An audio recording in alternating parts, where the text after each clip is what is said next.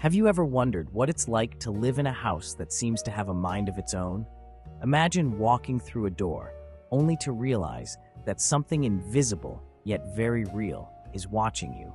This is the chilling reality faced by the Lutz family when they moved into 112 Ocean Avenue, a house in Amityville, New York, in 1975. Little did they know, they were stepping into a nightmare that would never let them go. Before we dive deeper, don't forget to hit that subscribe button because you won't want to miss the mysteries we uncover on this channel. Now let's get into it. It all began in November 1974 when Ronald DeFeo Jr. tragically murdered his entire family in the very same house. The crime shook the small town to its core, but what followed was even more terrifying. Less than a year later, George and Kathy Lutz, along with their 3 children, moved in, oblivious to the dark history of their new home. But what they thought would be a fresh start quickly turned into a series of horrifying events. From strange sounds in the night to violent shifts in temperature, the Lutz family began experiencing things no one could explain. One of the most chilling encounters happened when the family's young daughter, Missy, claimed she saw a strange figure, an entity with glowing red eyes, standing at the foot of her bed.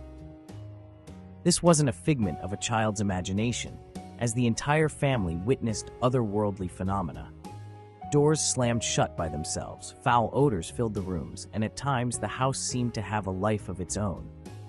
One of the most disturbing aspects was the seemingly malevolent force that took control of George Lutz. As days passed, George became increasingly agitated, obsessed with the house's sinister energy. He was often seen pacing the house in a trance-like state, as if something invisible was pulling him deeper into madness. Despite their attempts to escape, the Lutz family was unable to flee the house's influence.